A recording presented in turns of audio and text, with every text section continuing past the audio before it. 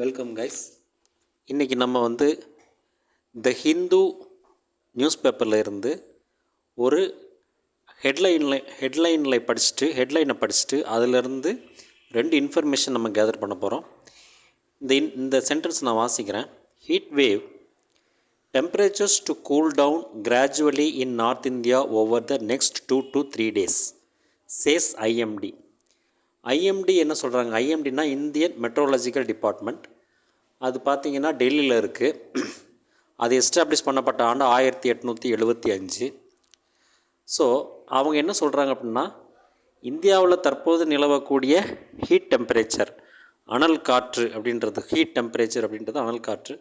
So அது கிராஜுவலாக, மிகவும் படிப்படியாக கம்மியாகும் அப்படின்னு சொல்லியிருக்காங்க. கிராஜுவல் அப்படின்னா படிப்படியாக. இதுக்கு ஆப்போசிட் பார்த்திங்கன்னா அப்ரப்ட்னு ஒரு வேர்டு யூஸ் பண்ணலாம். ஸோ கிராஜுவல்னால் படிப்படியாக, ஐஎம்டினா இந்தியன் மெட்ரோலஜிக்கல் டிபார்ட்மெண்ட். ஸோ இதனுடைய ஸ்லைட் எப்படி டிஸ்கிரைப் பண்ணியிருக்காங்கன்னு பார்ப்போமா. India has been experiencing a blisteringly hot summer with several states experiencing heat waves for several days in May.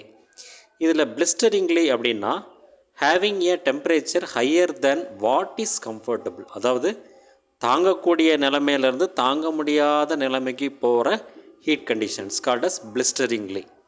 So அதான் என்ன சொல்கிறாங்கன்னா, blisteringly அப்படின்னா having a temperature higher than, எதை விட அதிகமாக ஜாஸ்தியாக, higher than what is comfortable, நம்ம கம்ஃபர்டபுளாக இருக்கிற ஹீட்டை விட ஜாஸ்தி இருக்கக்கூடிய டெம்பரேச்சர் தான்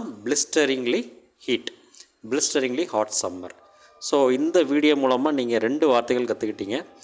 ஐஎம்டினா இந்தியன் மெட்ரோலஜிக்கல் டிபார்ட்மெண்ட். பிளிஸ்டரிங்லினா ஸோ தாங்க முடியாத அளவுக்கு இருக்கக்கூடிய temperature called and which is uncomfortable to human being.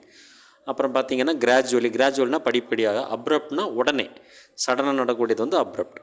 So இந்த வீடியோ உங்களுக்கு யூஸ்ஃபுல்லாக இருந்திருக்கும்னு நினைக்கிறேன். ரொம்ப தேங்க்யூ கேஸ்.